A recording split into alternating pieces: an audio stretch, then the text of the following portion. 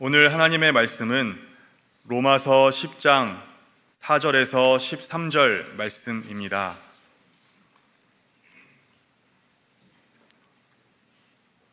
신약 성경 253페이지 로마서 10장 4절에서 13절까지 말씀입니다.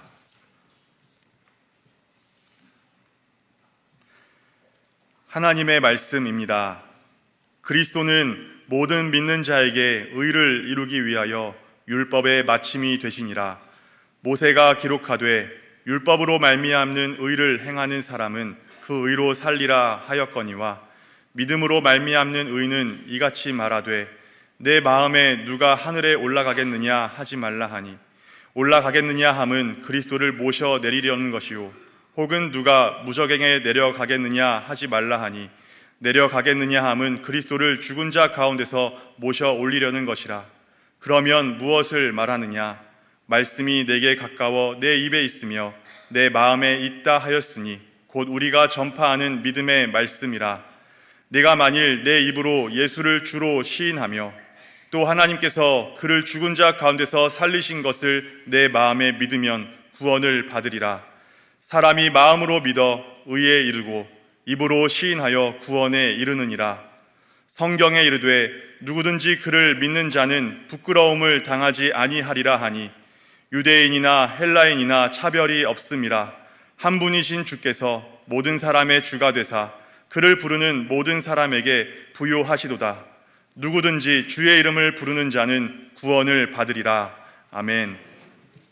귀한 찬양 감사합니다. 성도님들 한 주간 동안 잘 지내셨습니까? 네, 우리 같이 인사 좀 나누실까요? 앞뒤 좌우에 계신 분들과 인사 좀 하시죠. 반갑습니다. 잘 오셨습니다.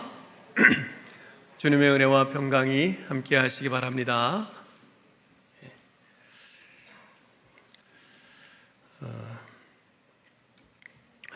작년부터 그 몇 달에 한 번씩 정기적으로 제게 장문의 이메일을 보내는 분이 있습니다. 저는 전혀 모르는 분인데요. 어떻게 제 이름과 이메일 주소를 알았는지 서너 달에 한 번씩 존경하는 이은수 목사님 간곡히 부탁드리오니 제 글을 끝까지 꼭 읽어주시기 바랍니다 라는 글로 시작되는 이메일을 보내옵니다. 그런데 내용을 쭉 읽어보니까 신천지 교인이에요. 예.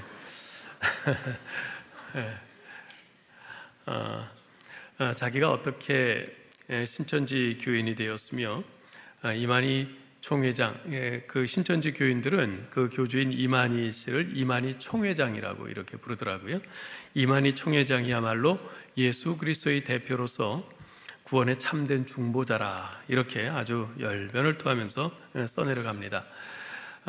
그러면서 성경의 대부분은 비유와 상징으로 되어 있어서 성경을 바르게 해석하기 위해서는 비유를 바르게 풀어줘야 하는데 오늘날 우리나라의 대부분의 교회들과 또 목사님들은 성경을 바르게 풀어주지 못한다는 거예요. 오직 신천지와 그 이만희 교주만이 성경의 비밀을 바르게 풀어줄 수 있다 뭐 이렇게 주장을 해요. 그렇게 한참 써내려가면서 말미에 저한테 몇 월 며칠 어디에서 이만희 총회장님의 성경 비유 해석 특강이 있으니까 목사님도 꼭 오셔서 들으시기를 간곡히 부탁드립니다 뭐 이러면서 끝을 맺더라고요.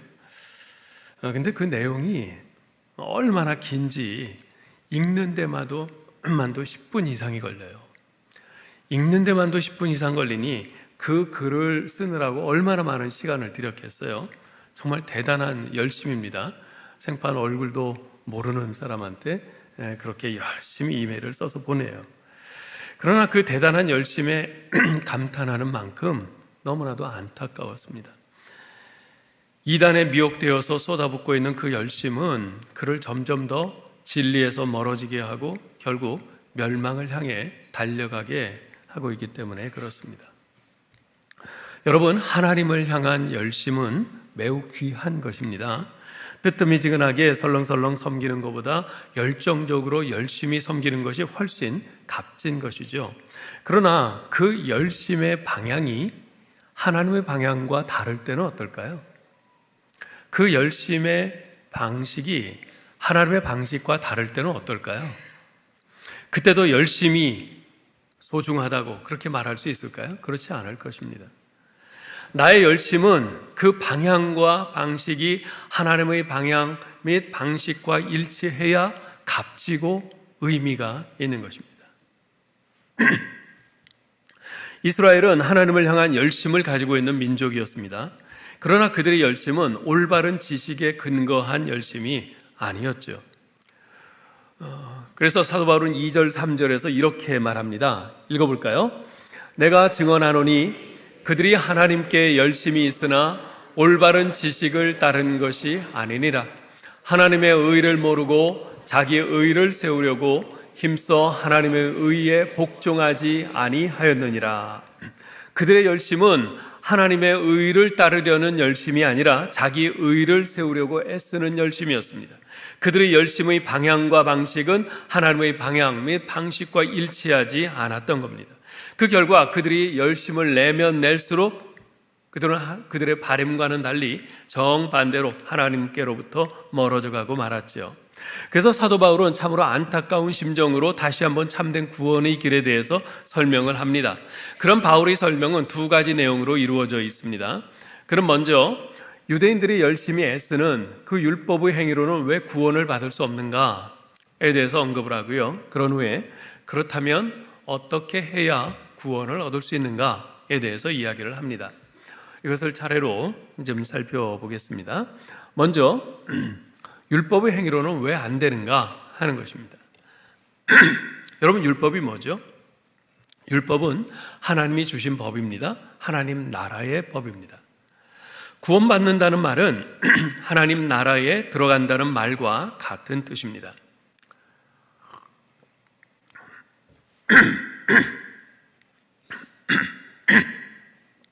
죄송합니다.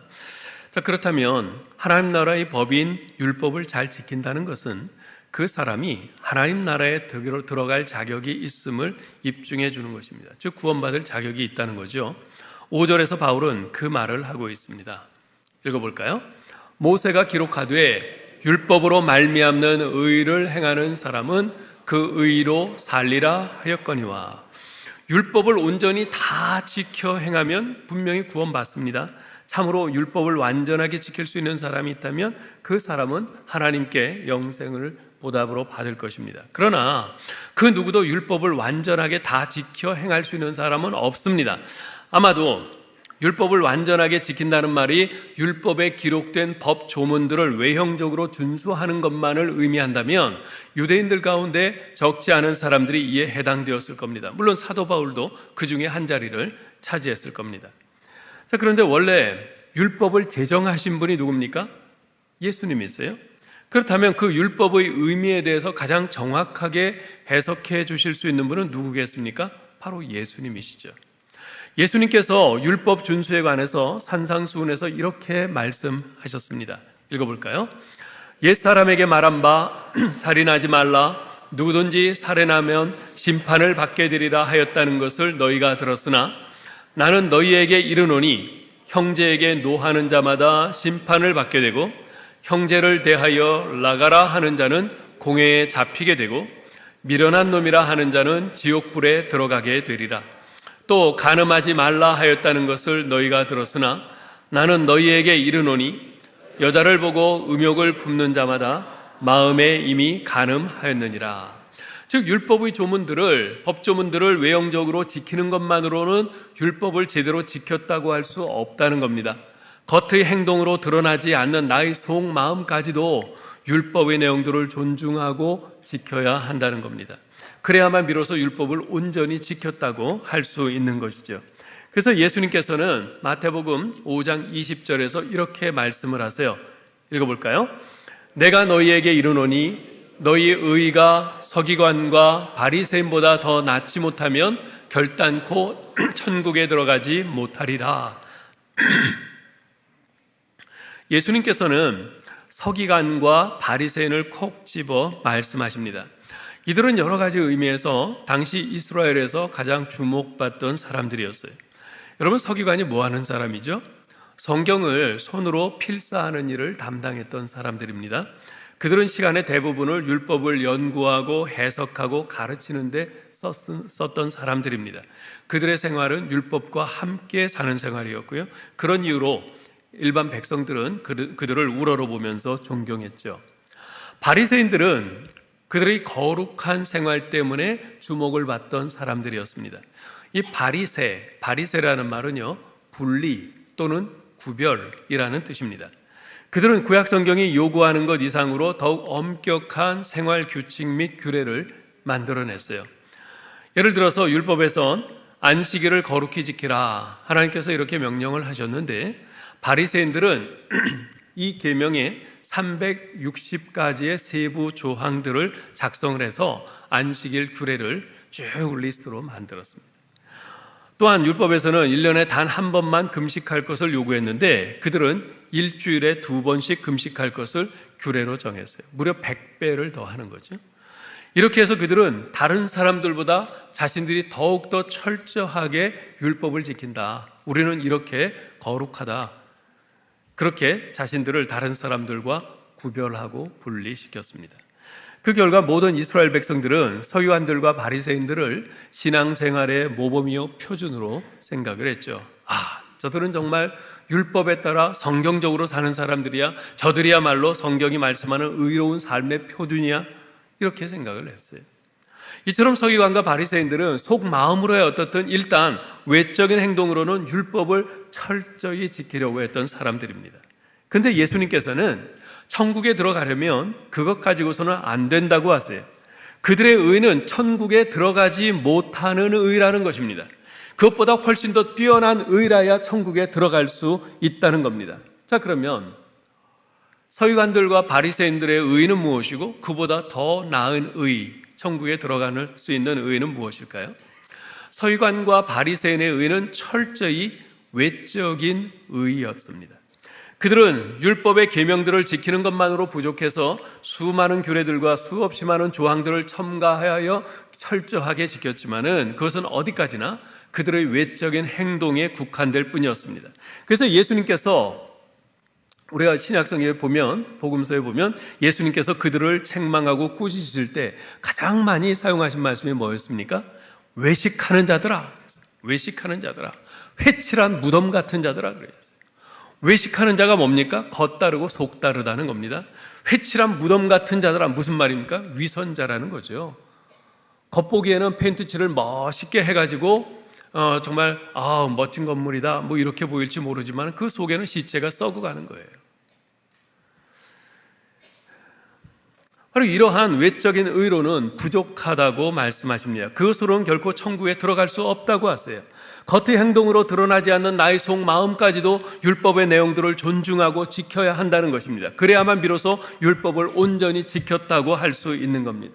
그렇다면 과연 그 누가 율법을 완전하게 지키고 그로 인해서 구원을 받을 수 있겠습니까? 없습니다. 단 한 사람도 없어요. 그래서 바울은 로마서 3장 20절에서 이렇게 말했죠. 읽어볼까요? 그러므로 율법의 행위로 그의 앞에 의롭다 하심을 얻을 육체가 없나니 율법으로는 죄를 깨달음이니라. 율법이 잘못된 것이 아니라 우리들 자신이 율법을 온전히 행할 수 없는 무능력한 존재들이기에 결국 율법의 행위는 우리를 구원에 이르게 할 수 없는 불완전한 방법인 것입니다. 자, 그러면 하나님께서 사람들에게 율법을 왜 주셨습니까? 그 누구도 지킬 수 없는 율법을 왜 주셨는가, 그 말입니다. 바울은 갈라디아서 3장 24절에서 이렇게 말합니다. 읽습니다. 이같이 율법이 우리를 그리스도께로 인도하는 초등교사가 되어 우리로 하여금 믿음으로 말미암아 의롭다함을 얻게 하려 함이라. 율법은 그 자체로서는 우리를 구원에 이르게 하지 못합니다. 왜냐하면 율법 자체가 잘못되었다거나 율법이 불완전해서가 아니라 우리 자신이 그 율법을 온전히 다 지키기에는 너무나도 무능력한 존재이기 때문에 그렇습니다. 그러나 율법이 우리를 위해서 하는 중요한 기능이 있어요. 그것은 우리를 그리스도에게로 인도하는 초등교사, 안내자의 역할을 한다는 것입니다. 그래서 좀 전에 살펴본 로마서 3장 20절에서 뭐라고 그랬어요? 율법으로는 죄를 깨달음이니라. 율법으로는 죄를 깨달음이니라. 내가 율법을 행하려고 열심히 노력해 봤는데 도저히 안 돼요. 난 율법을 지킬 수가 없어요. 내가 이렇게 죄인이구나. 하나님이 말씀하신 그 기준에는 한참 미치지 못하는, 나는 너무나도 부족한 죄인이구나. 나는 너무나도 아주 극한부도한 죄인 중에 괴수로구나. 율법을 행하려고 하면 할수록 나는 내 자신이 얼마나 큰 죄인인지 그것을 보게 되는 비참함만을 느낄 뿐입니다. 그럴 때 어떻게 됩니까? 그 결과 어떻게 돼요? 내가 율법을 지켜서는 도저히 내가 구원받을 수가 없겠구나. 그걸로 안 되니까 다른 데로 눈을 돌려요. 어디로 눈을 돌립니까? 율법이 가리키는 곳으로 눈을 돌립니다. 율법이 가리키는 곳이 어디입니까? 바로 예수 그리스도입니다. 율법의 지향점은 예수 그리스도예요. 그래서 우리를 그리스도에게로 안내하는 초등교사라는 말이죠. 율법이 우리로 하여금 그리스도를 믿음으로 말미암아 구원을 얻을 수 있도록 보조 역할을 하는 것입니다. 이것이 바로 오늘 본문의 4절이 말씀하고 있는 겁니다. 4절을 읽어보겠습니다. 그리스도는 모든 믿는 자에게 의를 이루기 위하여 율법의 마침이 되시니라. 구원받기 위해서는 율법의 마침이 되시는 그리스도를 믿어야 한다는 뜻입니다. 여기서 율법의 마침이라 했는데요, 이 마침이라는 말은 헬라어로 텔로스라고 합니다. 이 단어는 영어의 end, 끝, 마침, 또 goal, 목표, completion, 완성과 같은 여러 가지 의미가 있습니다. 그 중에서도 이 4절에서는 goal, 목표라는 의미가 가장 잘 통합니다. 즉 예수 그리스도는 율법의 최종 목표라는 거죠. 율법이 가리키는 최종 목표는 바로 예수 그리스도시라는 겁니다. 이것은 갈라디아서 3장 24절에 율법은 우리를 그리스도에게로 인도하는 초등교사이다 라는 말과 동일한 의미인 거죠. 결국 4절 5절을 통해서 사도 바울이 의미하는 바는 하나님께서 율법을 통해 보여주시는 구원의 길이신 그리스도를 믿음으로 붙잡아야지, 그렇지 않고 율법의 행위에 아무리 열심히 매달려봤자 실패할 뿐이라는 겁니다. 믿음의 의, 믿음으로 말미암는 의가 아닌 행위로 이루려는 그 의로서는 실패하고 구원을 받지 못한다는 겁니다. 이 사실을 더욱 분명히 하기 위해서 바울 사도는 6절 7절에서 극적인 예를 들어서 설명을 합니다. 6절 7절 읽겠습니다. 믿음으로 말미암는 의는 이같이 말하되 내 마음에 누가 하늘에 올라가겠느냐 하지 말라 하니, 올라가겠느냐 함은 그리스도를 모셔 내리려는 것이요, 혹은 누가 무저갱에 내려가겠느냐 하지 말라 하니, 내려가겠느냐 함은 그리스도를 죽은 자 가운데서 모셔 올리려는 것이라. 지금 이게 분명히 우리말이죠. 우리말인데 읽어도 무슨 뜻인지 모르겠어요. 그죠? 참 어려워요. 그만큼 이 구절은 언뜻 보아서는 잘 이해가 되지 않는 아주 난해한 구절인데요, 사도 바울은 이 말씀을 신명기 30장에서 인용을 하고 있습니다. 신명기 30장 11절로 13절인데요 제가 읽겠습니다. 내가 오늘 네게 명령한 이 명령은 네게 어려운 것도 아니요 먼 것도 아니라 하늘에 있는 것이 아니니, 네가 이르기를 누가 우리를 위하여 하늘에 올라가 그의 명령을 우리에게로 가지고 와서 우리에게 들려 행하게 하랴 할 것이 아니요, 이것이 바다 밖에 있는 것이 아니니, 내가 이르기를 누가 우리를 위하여 바다를 건너가서 그 명령을 우리에게로 가지고 와서 우리에게 들려 행하게 하랴 할 것도 아니라. 이 말씀도 만만치 않죠. 여러분, 이 말씀은요, 모세가 약속의 땅 가나안에 들어가는 것을 준비하는 이스라엘 백성들에게 명령한 내용입니다. 자, 모세가 하는 말의 요점이 뭡니까? 하나님께서는 이제 가나안 땅, 약속의 땅에 들어가서 거기서 정착하며 살려고 하는 이스라엘 백성들에게 모세를 통해서 그들이 지켜야 할, 약속의 땅에 들어가서 정착하며 살 때 그들이 지켜야 할 명령을 주셨습니다. 그 명령은 오직 여호와 하나님만을 사랑하고 섬기며 그 규례와 법도를 지키고 결코 다른 신들을 섬기지 말라는 명령입니다. 그 명령에 순종하면 생명과 복을 얻을 것이요, 불순종하면 사망과 화를 당하게 된다는 말씀입니다. 생명과 죽음, 복과 화의 기준이 되는 말씀입니다. 하나님이 주신 명령은 바로 그 기준이 되는 거예요.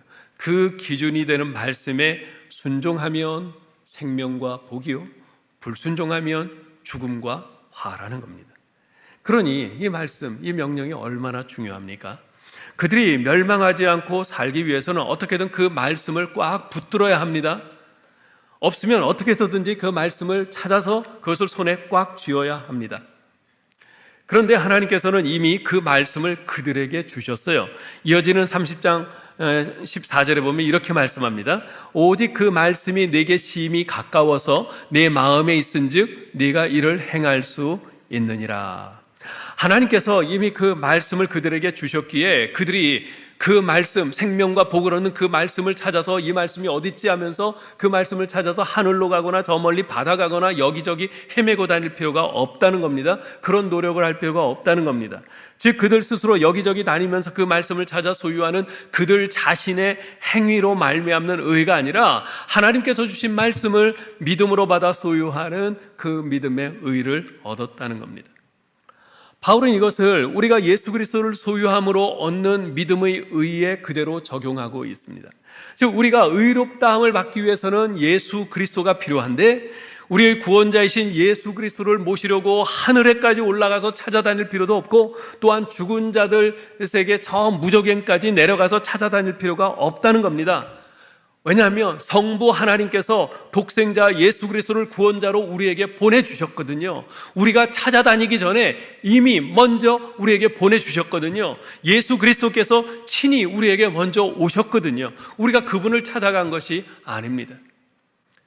그렇습니다. 내가 어떻게 노력하고 애써서 그리스도를 발견하고 그리스도를 붙잡은 것이 아니라는 말입니다. 여러분 잘 들으셔야 돼요. 내가 예수를 믿어서 구원 얻는 것이 아닙니다. 하나님이 나 대신 예수 그리스도를 십자가에 못 박으심으로써 내가 구원 얻는 것입니다. 예수 그리스도께서 십자가에 달려 내 죄를 대속하셔서 내가 구원을 얻는 것이지 내가 여기저기 찾아다녀서 예수님을 발견하고 믿어서 구원 얻는 것이 아니라 그 말입니다. 우리가 구원 얻은 핵심은 나의 믿음이 아니라 바로 예수 그리스도의 십자가라는 말입니다. 나의 행위, 나의 노력, 나의 공로가 아니라 하나님의 은혜인 것입니다. 예수 그리스도를 우리에게 보내주신 하나님의 은혜, 바로 그것입니다. 물론 내가 예수 그리스도를 믿는 것 중요합니다. 그러나 성경은 그 믿음조차도 나의 행위나 노력이나 공로가 아니라 하나님의 은혜라고 말씀을 해요. 하나님께서 우리에게 예수 그리스도 보내주시지 않고 아무런 액션도 취하지 않으셨는데 내가 어느 날 불현듯 내가 예수 그리스도를 믿어야 돼 하면서 내가 여기저기 찾아다녀서 예수 그리스도를 발견하고 믿어서 구원받게 된 것이 아니라는 말이에요.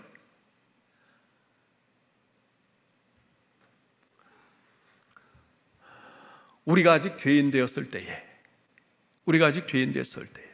무슨 말입니까?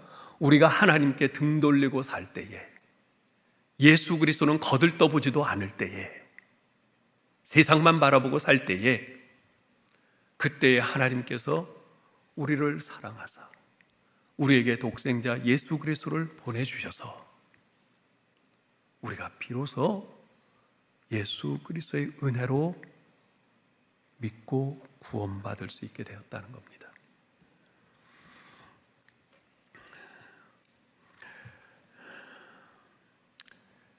내가 예수 그리스도를 믿는 것은 중요한데 성경은 그 믿음조차도 나의 행위나 노력이나 공로가 아니라 하나님의 은혜라고 분명히 말씀합니다.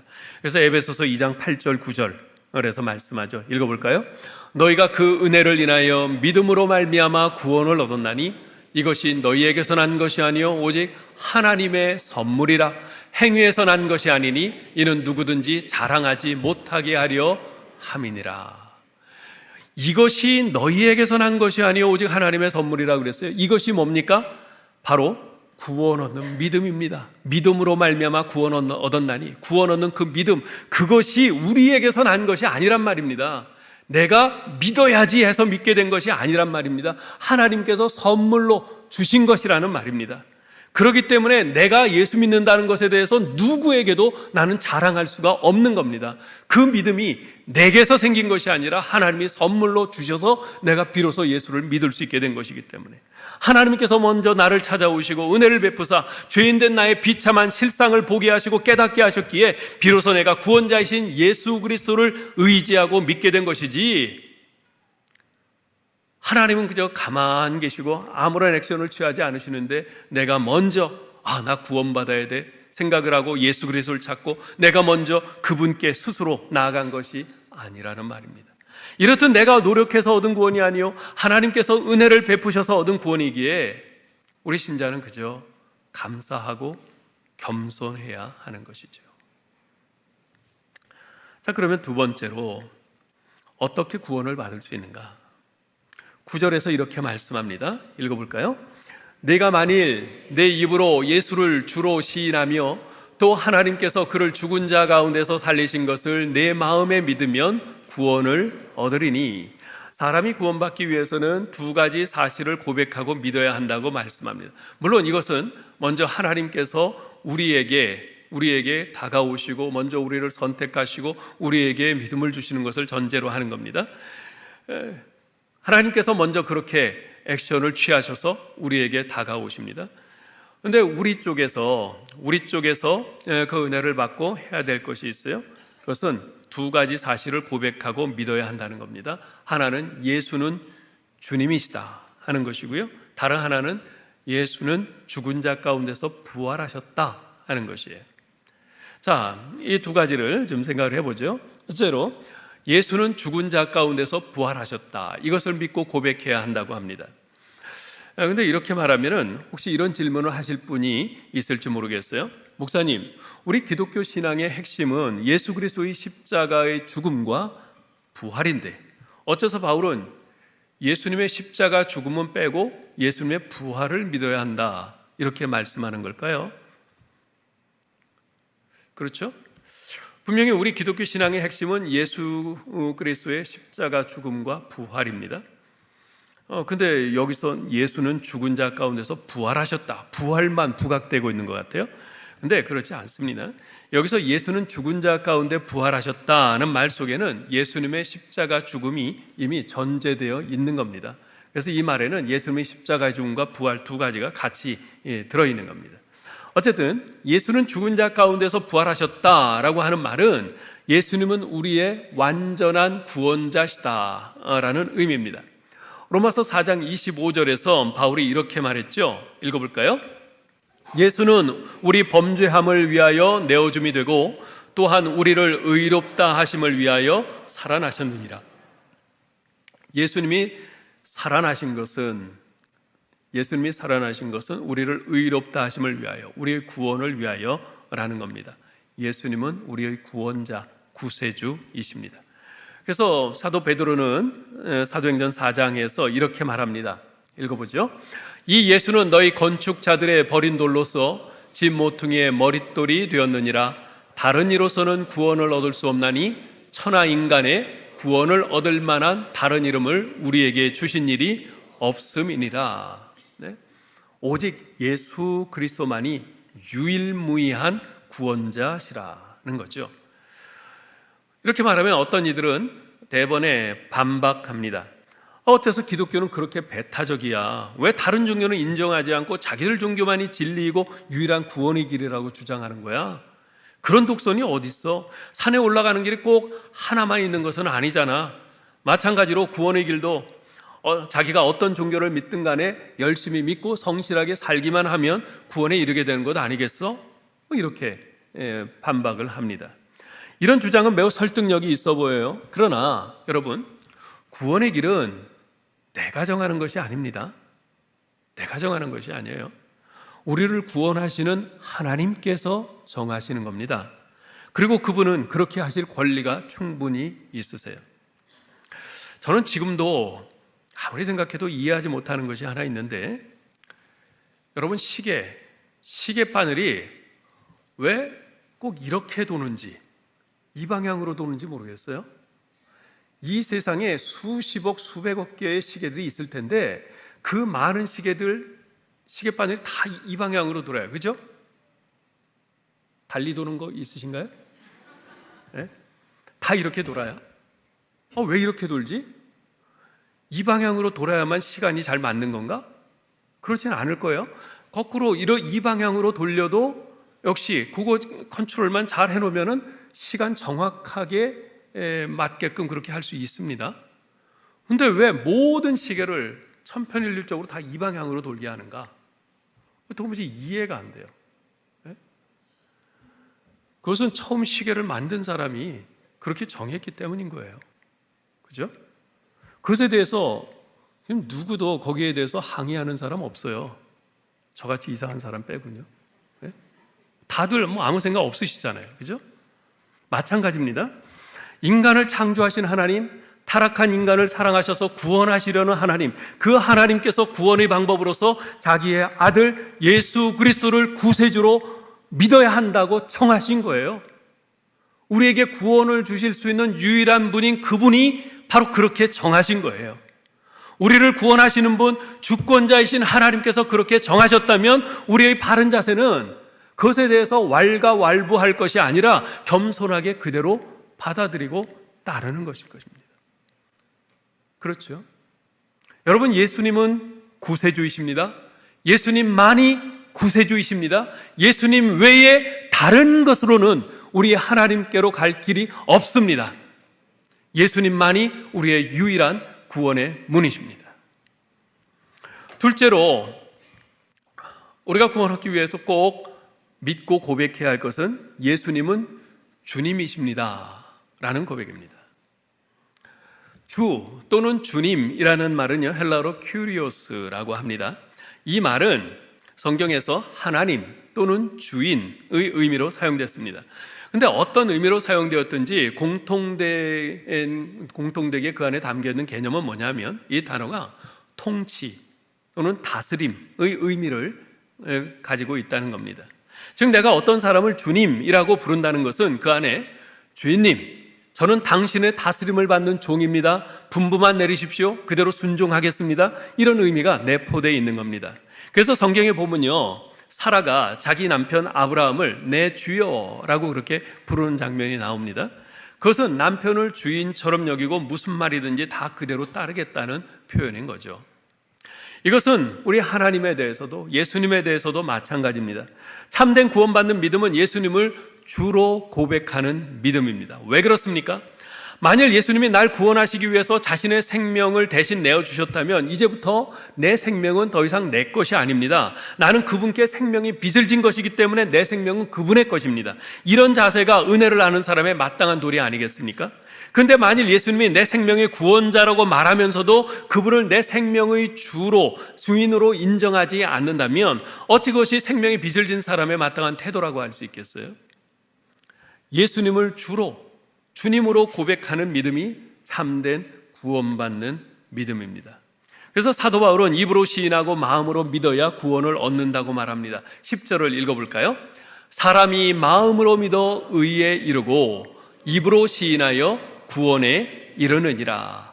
마음으로 믿고 입으로 시인, 고백하라는 거예요. 내적인 믿음과 외적인 고백 모두가 중요하다는 거죠. 우리가 구원을 얻으려면 복음에 대한 진리를 깨닫고 마음으로 믿을 뿐만 아니라 우리 믿음을 외적으로 표현하고 공개적으로 고백할 수 있어야 합니다. 그래서 교회에서 어떤 사람이 예수님 세례받기를 원할 때 어떻게 합니까? 골방에서 목사가 그 사람과 1대1로 대면해서 몰래 그렇게 세례를 줍니까? 그렇게 하지 않아요. 모든 성도들이 있는 자리에서 공개적으로 세례를 주지 않습니까? 그리고 세례를 베풀기 전에 반드시 거치는 절차가 있죠. 무슨 절차입니까? 그 사람의 신앙 고백을 공개적으로 자기 입으로 고백하게 하는 절차가 있어요. 그죠? 나는 예수 그리스도가 유일한 구원자이심을 믿습니다. 나는 성경이 하나님의 오류가 없는 하나님의 진리의 말씀을 믿습니다. 이런 고백을 입으로 하게 하는 거예요. 우리 믿음을 외적으로 표현하고 공개적으로 고백할 수 있어야 합니다.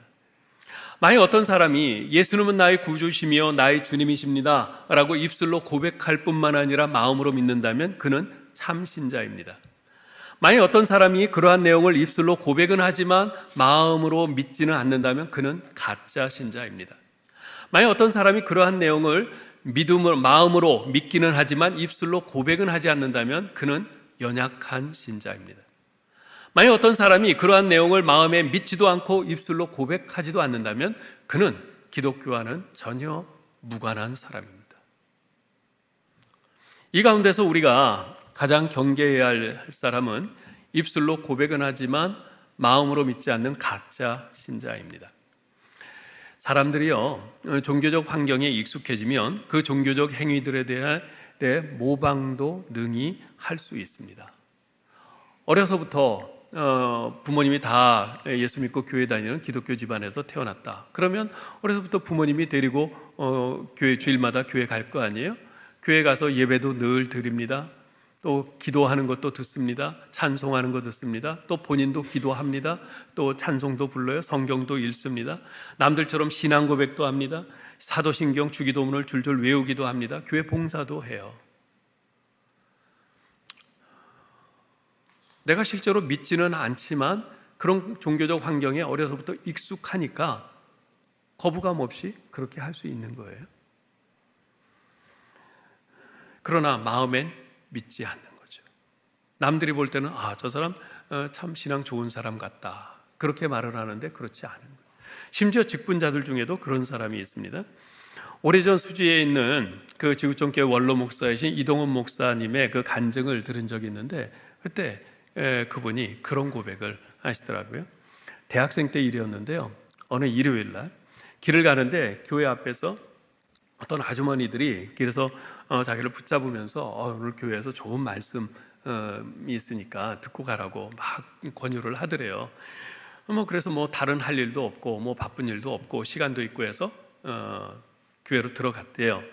그날이 아마도 이제 우리 교회에서 하는 예수사랑 초청주일 같은 이제 그런 행사를 하는 주일이었던 것 같아요. 들어가니까 가슴에 꽃도 꽂아주고 사람들이 이렇게 모여들면서 막 환영을 하더랍니다. 그래서 예배를 드리는데 아직 믿음이 전혀 없으니까 그 목사님 설교 말씀은 이해가 되지를 않았어요. 하지만은 극진히 환영을 해주고 하니까 그냥 전체적으로 이제 기분은 좋았답니다. 그러다가 이제 목사님 설교를 마치고 새로 오신 분들 잠시 일어나 달라고 하면서 호명을 하기에 일어났더니 또 사람들이 열렬히 또 자기를 보면서 막 박수를 치면서 막 환영을 하는 거예요. 그래서 기분이 더 좋았다 그래. 이제 예배를 마쳤어요. 이제 끝났구나, 가야지 하면서 가려고 하는데 자기를 붙잡고 식사하고 가라는 거예요. 식사를 준비해 놨으니까 식사하고 가라고. 그때 이제 가난한 대학생이었으니까 가난한 대학생 처지에 식사 한 끼가 어디예요. 그래서 이게 웬 떡이 하면서 갔는데 음식도 너무 푸짐하게 차려서 맛있게 먹었답니다. 다 먹고 이제 가려고 하니까 다음 주에도 또 오세요 이제 그러더래요. 그래서 알겠다 그러고 이제 갔어요. 다음 주가 됐는데 일요일 됐는데 자꾸 전주에 그 교회에 그 좋았던 인상이 생각이 나는 거예요. 그래서 또 갔어요. 그랬더니 아이고 또 오셨네요 그러면서 아주 환영을 하면서 예배를 같이 드렸어요. 예배 끝난 후에 어떤 연세가 지긋한 분이 자기가 오늘 짜장면을 대접하고 싶다 그래가지고 또 그분을 따라서 또 가서 짜장면 대접도 잘 받고 그렇게 왔대요. 그렇게 해서 한 주, 두 주 매주 가기 시작을 했어요. 한 주도 빠지지 않고 잘 나오니까 사람들이 이 사람이 이제 예수님을 믿는구나 인정을 해주고선 더 이제 좋아하고 그러다가 성가대 좀 해보지 않을래요? 그러길래 하죠. 노래를 좋아하니까 또 이동 목사님 목소리가 좋잖아요. 성가대를 하니까 이제 올해 정말 잘한다고 그러면서 또 막 칭찬을 해주더래요. 그렇게 계속 교회 열심히 다니다 보니까 몇 년 지나지 않아서 아직 청년인데 집사 직분을 또 주더래요. 물론 자기는 여전히 예수 믿는 믿음은 없었죠. 하지만 다른 사람들은 모두 자기가 참 믿음이 좋은 줄 알고 그렇게 인정을 해주기에 굳이 믿음 없다 그렇게 자기가 말할 필요는 없잖아요. 그래서 전혀 내색 안 하고 열심히 예배를 비롯한 교회 여러 모임에 그냥 열심히 쫓아다녔대요. 자, 그런데 한 가지 고민이 생겼어요. 가만 보니까 직분을 받기 전에는 그냥 아무 문제가 없었는데 집사 직분을 받고 보니까 종종 대표 기도를 해야 되는 일이 생기더래요. 예. 성가대를 하니까 성가대 시작하기 전에 아무개 집사님 기도해 주시고 시작하겠습니다. 기도하는 거예요. 끝나면은 또 아무개 집사님 마치는 기도해 주시겠습니다. 또 뭐 식사할 때 아무개 집사님 식사 기도해 주시겠습니다. 계속 이제 이러니까 큰일 난 거예요. 자기는 믿지 않는데. 그래서 어떻게 해요?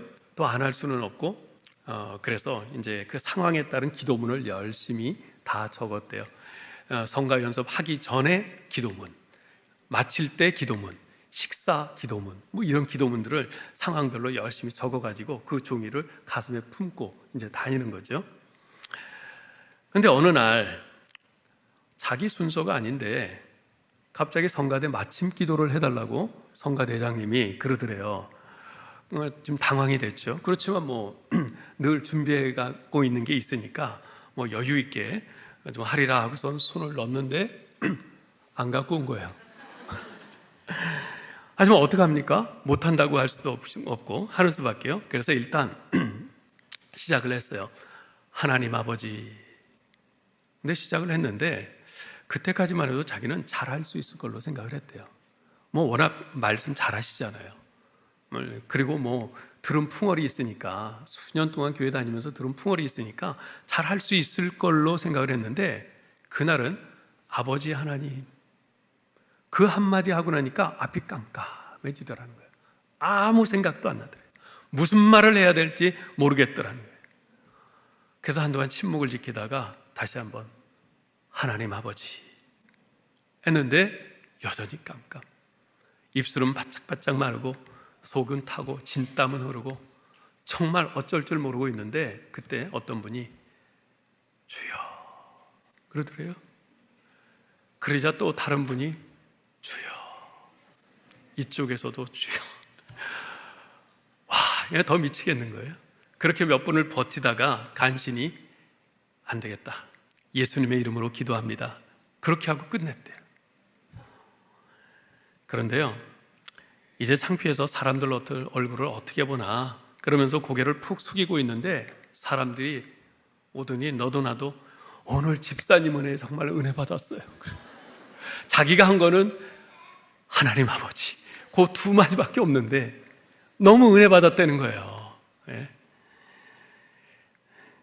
어떤 분은 심지어 눈물을 글썽이까지 하면서 그 사건 이후에 이동원 목사님은 사람들 앞에서 가식적으로 나를 감출 수는 있어도 하나님 앞에서는 안 되는구나, 그것을 깨달았어요. 그래서 이왕 내가 교회 다니는 거 나도 저분들처럼 진짜 예수님을 믿어봐야겠다, 그렇게 생각하고는 그때부터 열심히 기도했답니다. 하나님, 제가 예수님을 믿을 수 있도록 제게 은혜를 주십시오. 제게 은혜를 주십시오. 저도 진짜 제 속에서 다른 사람들처럼 진짜 참 믿음의 고백을 할 수 있도록 주님 은혜를 주십시오. 그 후에 하나님께서 은혜 주셔서 진실된 믿음을 갖게 됐고 이제 목사까지 됐다고 합니다. 사랑하는 성도 여러분, 여러분은 어떠십니까? 여러분은 예수님은 나의 구주시며 나의 주님이십니다 라고 입술로 고백할 뿐만 아니라 마음으로도 믿고 계십니까? 혹시 마음으로는 믿는데 그 믿음을 공개적으로 고백하지는 못하고 있지는 않습니까? 사도 바울은 오늘 본문 11절 13절에서 이렇게 말합니다. 누구든지 그를 믿는 자는 부끄러움을 당하지 아니하리라. 누구든지 주의 이름을 부르는 자는 구원을 받으리라. 신자의 영혼 깊숙한 곳에 자리한 믿음은 반드시 공개적으로 고백되어야 합니다. 마치 예수님께서 우리를 위해서 공개적으로 십자가에 달리셨고 공개적으로 수치와 모욕을 당하셨고 공개적으로 죽음에 이르셨던 것처럼 예수 그리스도를 향한 우리의 믿음도 교회 공동체와 세상 앞에서 공개적으로 고백되고 드러나야 합니다. 특별히 예수 믿기 이전에 내가 주인 되어서 나의 욕심을 위해서 살던 나의 삶이 잘못되었음을 깨닫고 고백하고 이제는 예수님을 내 삶의 주인으로 모시고 새로운 삶의 길을 걷겠다고 결단하면서 그렇게 고백한 적 있으십니까? 그 결단, 그 고백을 따라 살 수 있도록 성령님께 도움을 구하고 있습니까? 아무쪼록 아무 공로 없이 하나님의 은혜로 구원받아 이제 언제 어디서나 나의 주 되신 예수 그리스도를 당당하게 고백하며 그 고백에 합당한 변화된 삶을 살기를 결단하는 저와 여러분 될 수 있기를 주님의 이름으로 축원합니다. 하나님 은혜를 감사합니다. 주여, 저희는 여전히 하나님께 등 돌리고 외면하고, 아니 하나님을 전혀 털끝만큼도 생각 안 하고 세상을 바라보고 살고 있을 때에 하나님께서 먼저 저희를 사랑하시고 독생자 예수 그리스도를 저희를 위해서 보내주시고, 주님께서 저희를 위해서 십자가에서 대신 죽으심으로 우리의 구원의 길을 열어주시고, 성령께서 우리 가운데 역사하셔서 우리로 하여금 예수 그리스도 외에는 다른 구원의 길이 없음을 깨달아 알게 하시고, 예수님을 나의 주 나의 하나님으로 믿을 수 있는 그 믿음의 고백을 선물로 주심을 감사합니다. 아버지 하나님, 나의 노력이나 나의 공로나 나의 어떤 조건이나 자격으로 인함이 아니요 오직 전적으로 하나님의 은혜로 이렇게 구원받은 저희들, 이제 그 구원에 합당한 삶을 살기를 원합니다. 오직 예수 그리스도만이 나의 참 구원자요 나의 주인이심을 언제 어디서나 당당하게 고백하며 그 고백에 합당한 삶을 살 수 있도록 주님 저희를 인도하시고 저희를 도와주시옵소서. 우리 주 예수 그리스도 이름으로 기도하옵나이다. 아멘.